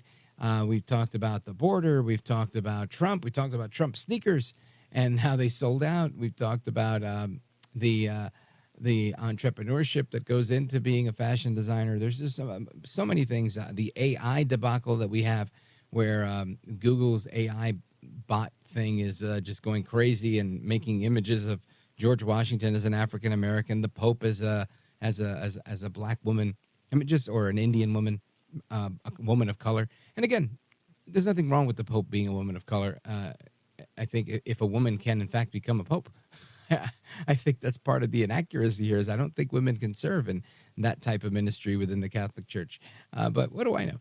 Anyway, we've talked about all those things, and something I wanted to talk about with a little bit of a rant, honestly, because I think sometimes the nicest places, the nicest establishments, the nicest businesses, if you will, they can miss the mark. And I think it's up to us to have grace, right? We have to have some grace and we have to be kind. But there's also times where people rub you the wrong way and there's no kindness left in you, right? And such was the case for me earlier today. Went out for I guess a late lunch around 4 o'clock, and I went to this lovely place. I've been to this place several times. It's very nice. Sometimes they have live music going, and it's really good. And it's part of a chain of restaurants operated by a company called Darden Restaurants. And Ricardo Cardenas, if you're listening, he's the CEO there. Take note, because this is one of those things where I highly recommend this place. I think it's a good place. However, every now and again, you get a new person or a person that isn't really well trained. And, they'll bring you the menus and whatever. And so in my case, they bring me a menu. I'm telling you a little story. And they say, oh, yeah, we have these happy hour specials. These appetizers are this much and whatever. And, and I think it was $3.53. And they said, that doesn't start till 4. So I'm thinking, I'm going to read the menu till 4 to get the deal. And I said, well, I'll take 2 of these and at the happy hour price. And the waitress tells me, okay, I can do those. She said, just we have to wait till 4 o'clock. I said, oh, you can't put it in now. And she said, no, I wouldn't be able to. I said, okay. So I said, then let me get the regular one, so I could drink it now. It was a glass of Cabernet. And I get it, but I get it at 4:01. And I'm thinking, why am I paying the 3 o'clock price when I'm getting it after 4 o'clock? So I asked her, I was like, I thought you were bringing this a little bit faster. Not that 8 minutes was a long time, but I was like, you could have just given me the happy hour price. And she looked at me like I had 4 heads, because I was as if I was wrong. And I took it as this was an upsell. Now, again, the price differential was minuscule. I don't know, $2, $3. But the point was, it was the experience at that point. I felt gypped. I felt slighted. I felt like they were trying to upsell me. And rather than say, hey, you know what? I mean, it would have been so much easier for her to get a $25 or $30 tip and be like, hold on, I'll put this in, or just go in there and say, hold that up for a few minutes and, let's get this guy the happy hour price. Bring him 2 for 1 special, None of that went through her head. She wasn't really there thinking of me and the experience that I was having with the people that I was with. And that rubbed me the wrong way because, I always tip really well and I treat people really well up until they treat me like that. Then it's time to be, and I told her, I said, I think you could have handled this a little bit better. And she just laughed in my face. And I was like, I really wasn't making a joke. I was like, I'm being serious. Maybe, you thought I was making a joke of it, but I'm not. And I was like, you should probably tell your boss that maybe he should discount that since it took long enough to bring it. And she came back with some song and dance and said, no, the computer and blah, blah, blah. And I said, all right, whatever. I'm not going to sit here and cry over spilled milk and, get into an argument with an ill-equipped person. But the manager comes over afterwards and he says, hey, everything all right? I said, well, not really. I mean, I ordered this. Same story I gave you. I ordered 2 of those, and I said I couldn't have 2 of those because it wasn't happy hour. So I said, all right, bring me 1 of them then. And at the regular price, since, I still have to wait 8 minutes. Just while I'm waiting, I'll drink that one. And I found it just interesting. And now he starts arguing with me. And I said, sir, I didn't ask you to come here. I didn't ask you to come here. I didn't ask for anything. I asked the girl to see if she could, fix this for me. And if she can't fix it on the bill, then that's fine. I'll pay the price and whatever. I was like, but I got to tell you, not really happy. I like this place a lot, but I'll probably never come back because this is how you deal with a problem that's $3 in the making, making it so much worse.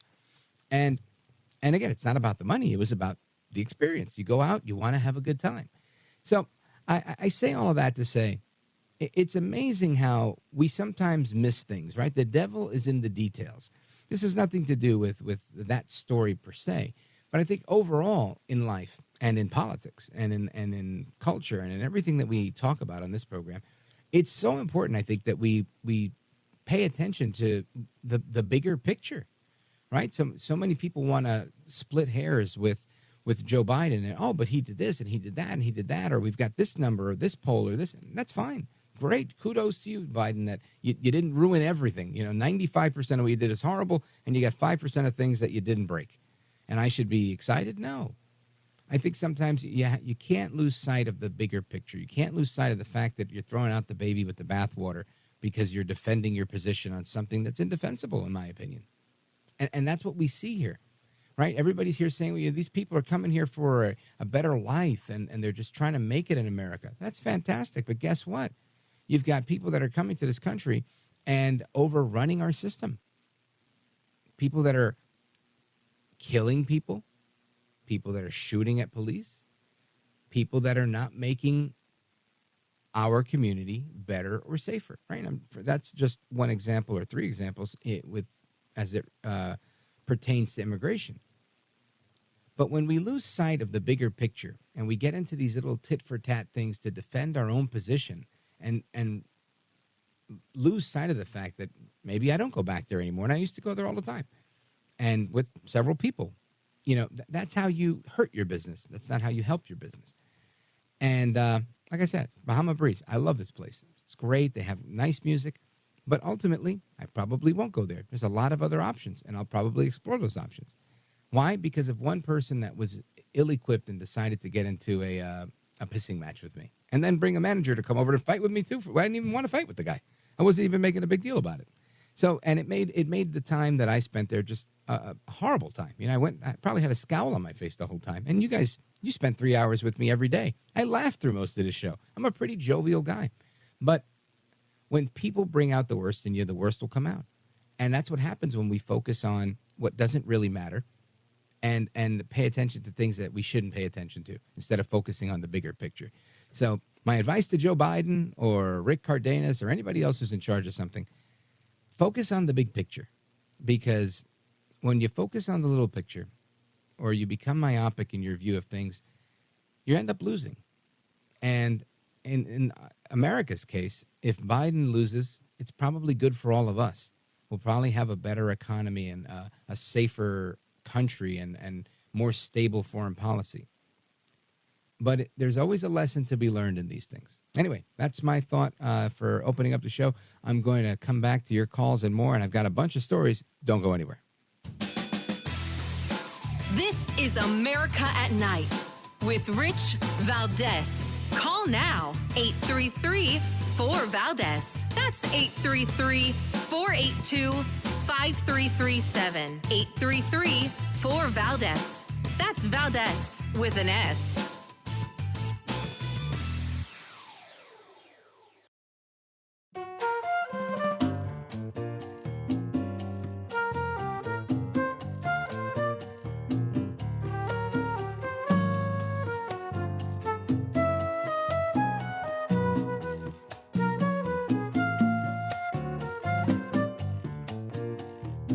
America at Night with Rich Valdez. Call now, 833-4VALDEZ. That's 833-482-5337. 833-4VALDEZ. That's Valdez with an S. When Mexico sends its people, they're not sending their best. They're not sending you. They're not sending you. They're sending people that have lots of problems, and they're bringing those problems with us. They're bringing drugs, they're bringing crime, they're rapists, and some, I assume, are good people. Bad hombres. Right now, who remembers that? That's the infamous, they're bringing rapists, right? This was Donald Trump 2015. This is the famous escalator speech in Trump Tower.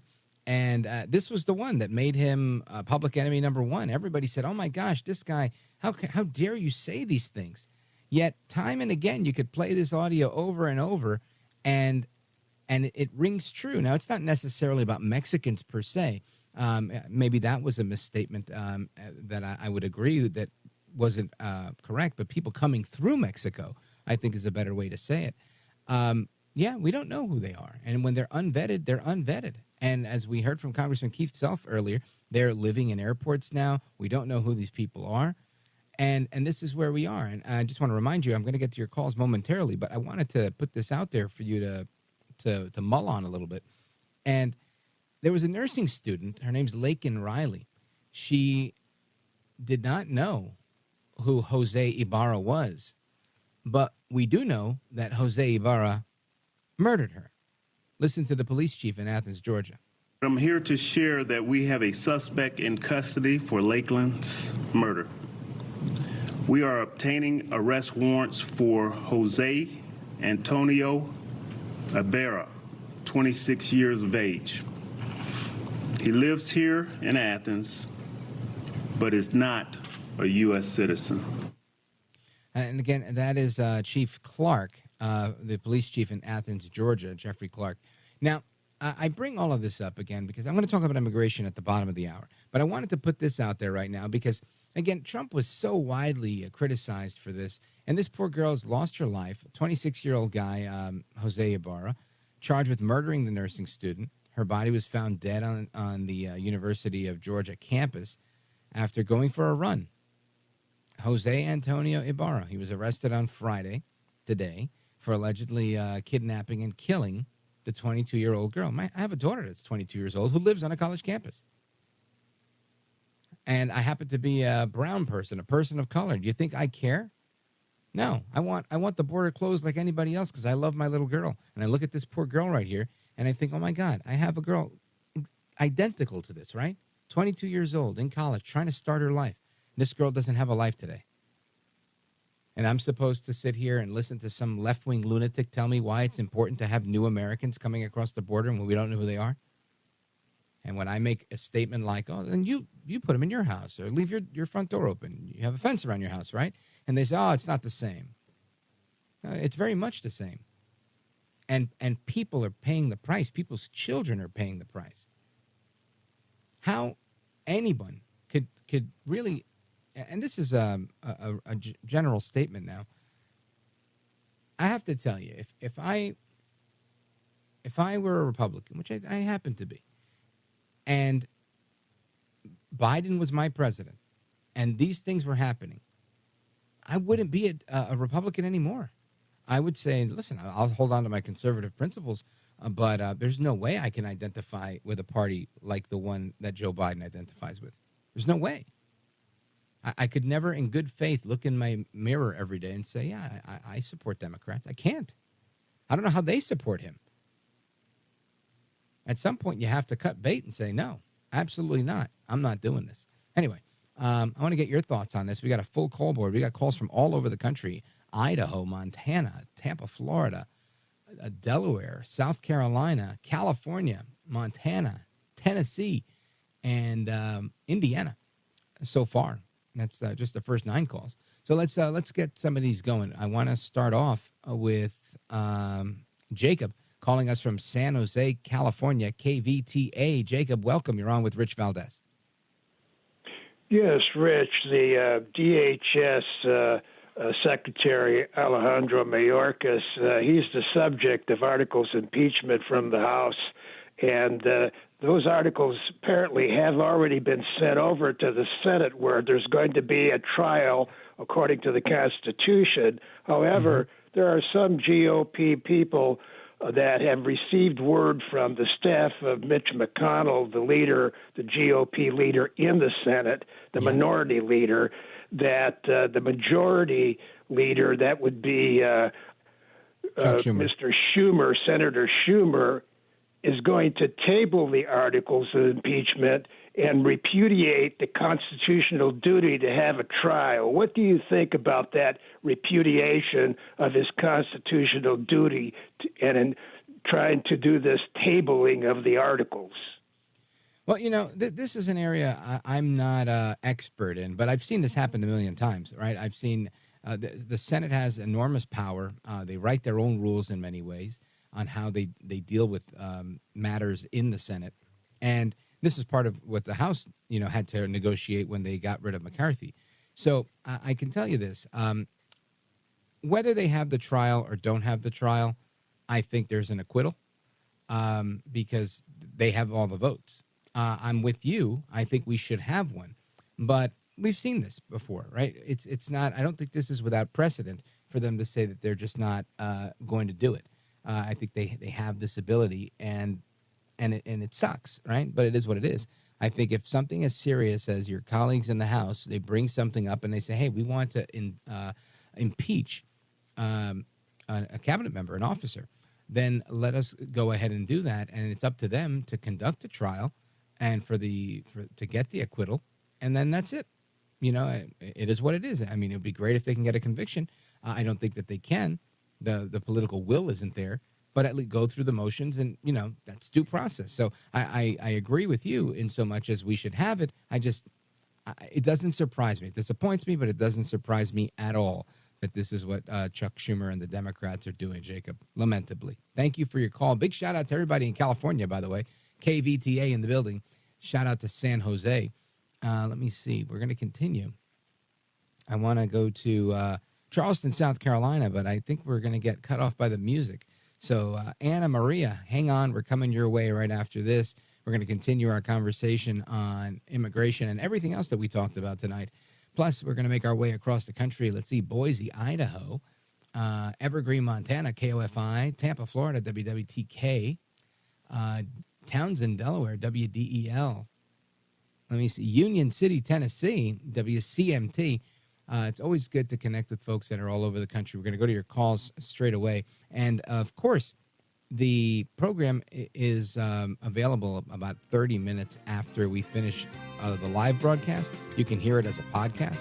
And I want to encourage you to listen to the podcast and to subscribe to it, because Apple recently made some changes, and it makes it very difficult for people to hear the podcast. So make sure you get cut through the noise and subscribe. This way you get notifications every time there's a new episode. And you could do that at richvaldesamericatnight.com. richvaldesamericatnight.com. Check it out. Coming right back. Your calls and more. Don't go anywhere.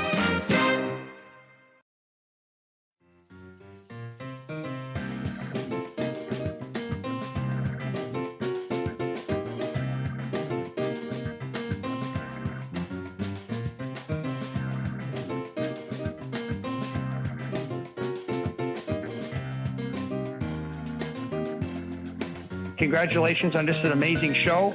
I know you've worked so hard in the industry, and nobody deserves it more than you do. So I'm happy to see you really succeeding here. It's awesome. America at Night with Rich Valdez. Call now, 833-4-VALDEZ. That's 833-482-5337. 833-4-VALDEZ. That's Valdez with an S. All right, amigos, welcome back. We're going to go straight to your calls. Let's go to Anna Maria. She's calling from Charleston, South Carolina, WTMA. Anna Maria, welcome. Thank you, Rich. I love your program. I listen to it every night. Oh, thank you. I'm 84 years old. I'm originally from Ecuador, South America. Huh. My grandfather was president of Ecuador, as well as my great-grandfather. And I know a lot about New York, where you are, because my father was in the consular corps there at time. And so I wanted to emphasize the following. Pedro Menéndez de Avilés, yo hablo español también. Ah, muy bien. Perfectamente. But I'll keep, since you have an American audience, perhaps mostly, sure. I'll say in English. Is that okay with you? That's fine with me. Okay, great. So Pedro Menéndez de Avilés came from Spain because the King and the Queen of Spain, Ferdinand and Isabel, had given him ships, etc. And so then he landed in this Manglad, is what we call it in Ecuador. It's just like the boonies of the coast. And that happened to be around, St. Augustine. So he founded that city, and it was named after him. And when my father brought us to the United States to live, which was when I was 15 years old, one of the first things that, and legally, I have to emphasize that, visas had to pay $25,000 for each of us. There were 6 of us. Wow. Fortunately, he was a Land Rover distributor and had other businesses in Ecuador, so he could afford to do that. But none of this stuff that has happened today, and the person that killed the poor little girl, the nursing student at UGA, I'm from Atlanta originally, not from Charleston, and all 3 of my children went to the University of Georgia. I know the campus really well, and that should never have happened. But you know what? He snuck in where there is no razor wire, and I am so ashamed of my president allowing these people to come in. Now he doesn't want them coming in, but do you remember that was the first thing he did on that golden day when he was a dictator? Yeah. When he said he was a dictator, he let them come in, and they've been coming in ever since. And it is terrible to see that happen, particularly from a person like I am, who is not of that category. I think you're spot on here. Thanks for the history lesson. I love that. And it's so cool that both your father and your grandfather were the president of Ecuador. That's very cool. And I think you're 100% right. The fact that the state of Texas can't put razor wire at the border, they sold off the materials for the border fencing, border wall that Trump worked super hard to try to get put in. And again, whether it's a deterrent or not is a debate for some. For me, I think it's a lot easier if there's a fence. It's clear that it works because we've seen the Biden administration have sent people down there to cut holes and open up doors in these fences to let people through. I mean, the things that we're seeing right now, like you said, they're shameful. And it's a damn shame what we're seeing happening at the border. It's a damn shame that this young girl lost her life and that this country is in the state of affairs that it's in. And I'm hopeful that there are more people like you out there that are thinking and looking at this and indignant about it that will say, you know what? Hasta aquí llegamos, right? This is as far as I'm getting with this. I am not going to allow this to happen in so much as people can do, right? And for most people, all they can do is vote and talk to people. And that's what I encourage everybody to do. Get out there and vote your conscience. Do what you believe is right. In my opinion, it's to get rid of Joe El Baboso Biden. And, at this point, anybody, even Kamala Harris, the vice president, I think would do a better job than Joe Biden because we don't know if he's coming or going. Anna Maria, I want to thank you for your call, and you are a gentlewoman, a scholar, and a patriot, and I thank you. Big shout out to you and WTMA. We continue. Let us go to Townsend, Delaware, WDEL. John, you're on with Rich Valdez. Go right ahead. Hey, Rich, how you doing? Good, thank you. I called for one reason, but I got to make a comment about the story you told a few minutes ago. Yeah. I've been in the restaurant business for like 30 years. All right. And the hardest part I have drilling down with people is it's not about the $3 or $4. It's about building the relationship. Yeah, that was my beef, right? I didn't care about the $3. I wanted that guy to come and say, I'm sorry, there was a problem. I'll knock $3 off the bill, or here's a free drink. Or I wasn't really looking for a free anything. I just wanted them to give me the price that was advertised on the menu. Right. But what I teach, my service of, I want them to do that. I want them to go, you know what? I know it's not time, but I'm going to go to my manager. I'm going to make sure you get that. They could have made a lifelong person out of you. And it goes for guests, for votes. It goes for everything. Build the relationships. And that's that's a huge part of what's missing in the younger generation. They don't know how to do that anymore. Right. And they look at you funny when you ask them to just do what's smart. And again, I wasn't asking for anything out of the ordinary. In fact, I paid extra because I wanted the drink a little faster. And it was just when I got it later, I was like, if I'm paying the full price for it, then why am I paying the full price? It was just a question. And you're right. I think that's a lesson that we could all learn. And that was really why I shared the story, was that if somebody from the corporate company of Darden Restaurants is listening, or somebody knows somebody, let them know. They have a great place. They have a great restaurant. And there's great people that go there and great people that work there. And you don't want to put a wedge between the great people that work there and the great people that go there because of something silly like a lack of training or a lack of understanding, or, just not having that hospitality mindset. So, John, great point. Now, are you a neighbor of Joe El Baboso Biden in Delaware? I live about 30 minutes from where his motorcade drives us nuts. Sorry to hear it. And what's that like? But I wanted, well, it's insane. It's insane because he comes and goes, but it's not just him though. It's there's a whole area around where he's at that, obviously with Secret Service and everything, that just makes that whole area inaccessible. You don't want to mess with that area. You stay as far away from there as you can, where before that wasn't the issue. But so since you know that I'm in Delaware and I'm in Newcastle, okay, I have to tell you a story. I moved into a development, new construction in 2006. And around that time, a gentleman came door to door. He's running for state representative. And he just walks up in my driveway while I'm doing stuff. We talk, had a phenomenal conversation. Okay. And then he goes, and I watch him go down to the doors, and then all of a sudden it hit me. Now he goes all the way down to his car, and he's driving back. I flag him down in the road. And his name's Kevin Hensley. He's my state representative. To this day, he still is. And I said, Kevin, I got to ask you a question. He goes, what's that? Are you a Republican? And he goes, yes, I am. And he goes, how did you know? I said, because you didn't lead with the fact I'm a Democrat. Because here in Delaware, that's what they do. They say, I'm a Democrat, and and he just led with his beliefs and his thing. And here's the thing. It's like, and I'm in, if there weren't so many people in Newcastle, as well as I do, Delaware would be red because the other two counties bleed red. Okay, yeah, that's always the case. Newcastle is so blue, and here he is running in the heart of blue country, new construction, and everything.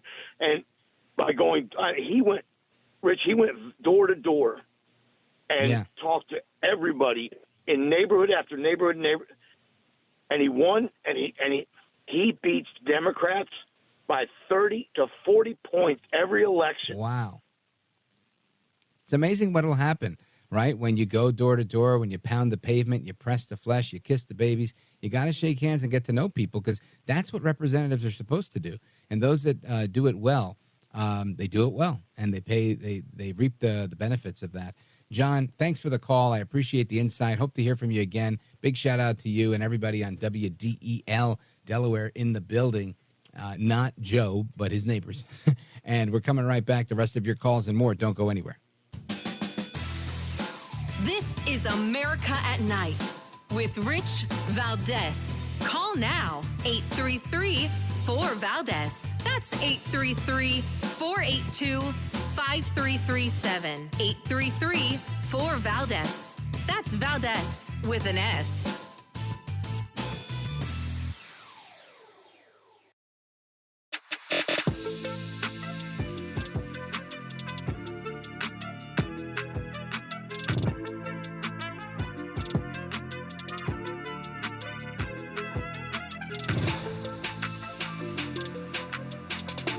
No hair, no care, and live on the air.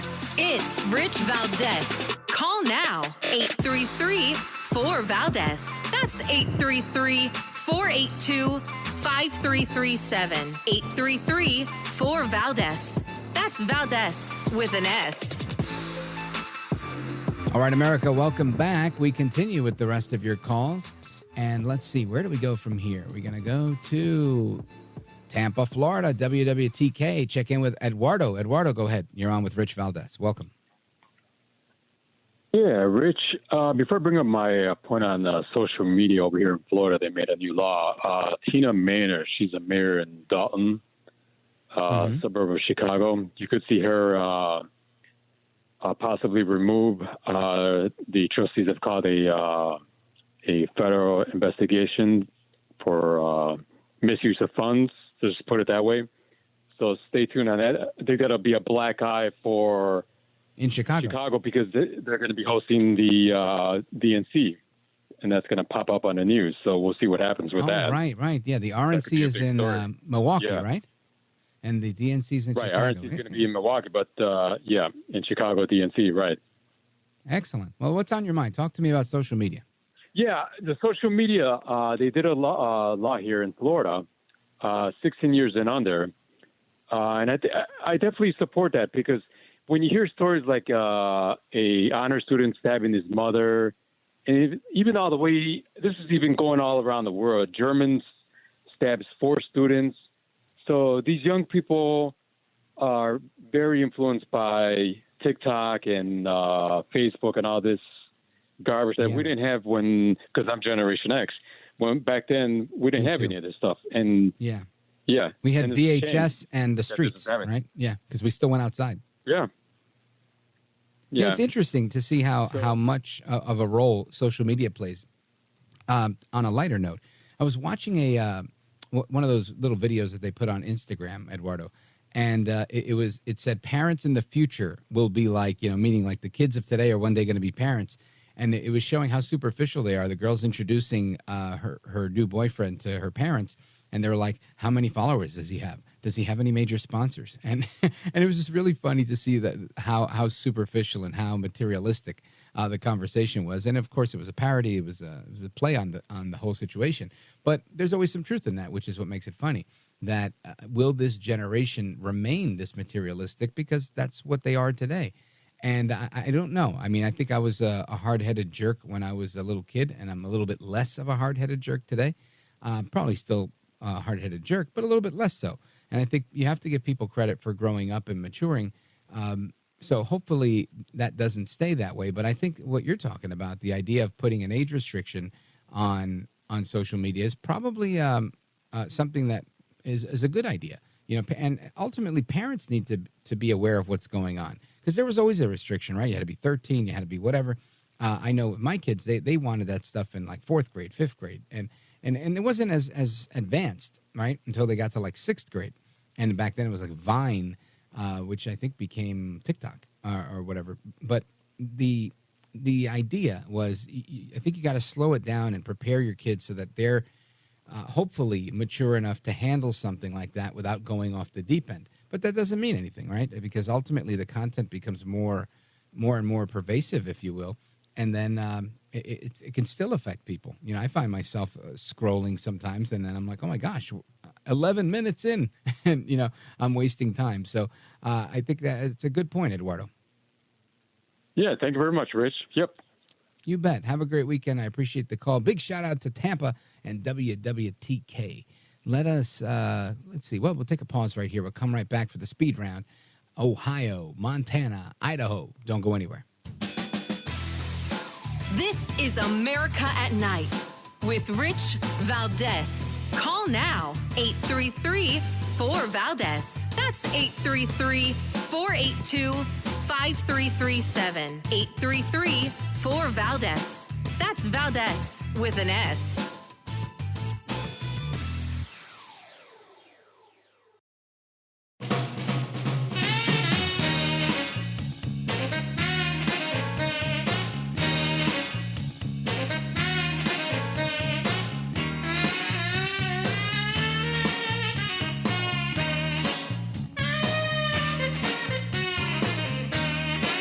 America at Night with Rich Valdez. Call now, 833-4VALDEZ. That's 833-482-5337. 833-4VALDEZ. That's Valdez with an S. All right, it's the speed round. Let's go to Jim on WGN out of Chicago. Jim, go right ahead. Hey, Rich. Thank you. My comment is about former President Trump's verdict in New York, the $455 million fine. I'm surprised that the AFL-CIO or the American Bar Association has not put their 2 cents in to protect Mr. Trump's civil liberties. Where are they in this whole story? That's great. You know what? You're right. Where is the ACLU? Why aren't they making any noise? I think, I could tell you in New York, it's a pretty corrupt system. And we learned this even before you guys met me on the radio here. I used to do a show from 10 to noon in New York City that aired on Long Island. And my one of my colleagues, Rudy Giuliani, he was raided by the FBI.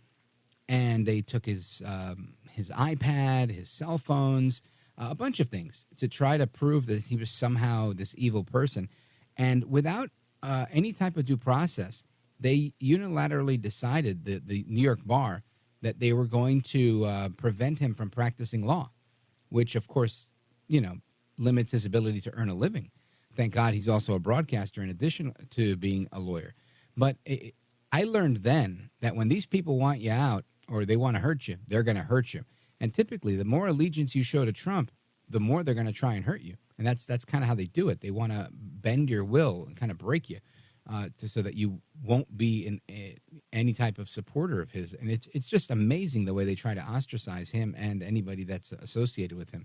But you're right. I would not count on anybody defending Trump's civil liberties. But I will say, because there's so much of a public eye on it, I'm pretty sure that we will see something happen in the way of an appeal. At least I'm hopeful that justice will prevail. Jim, big shout out to WGN Chicago. Let's quickly go to Debbie. Debbie's calling from Canton, Ohio, WNIR. Debbie, go right ahead. Hi, Rich. It's good to speak with you. Thanks for letting me on. My pleasure. I just had to mention, I listen to you nightly as much as I can. I'm a grandmother. I have 5 grandchildren. I babysit them through the day, so I'm pretty tired by the end of the night. But I try to stay awake to listen to your show. I appreciate it. Thank you. And the one thing I really appreciate is how you give umbrage to Jim Bohannon with your one bumper that I recognize. And I appreciate that. It makes me think of him, and I'm glad you do that. There's one bumper that you put in there that I remember that he always had. So maybe I'm crazy. Am I right? No, you're right. Absolutely. We do that. And we try to use as many of those as we can. I kind of twist their arms to make sure we keep some of the music, and to have Bohannon on there saying a few things every now and again it means a lot to me. So I'm grateful that you notice, and thankful for your listenership. Hasta la próxima. Until the next time, America, take care. Good night and God bless. I'll talk to you guys on Monday. Thank you, guys.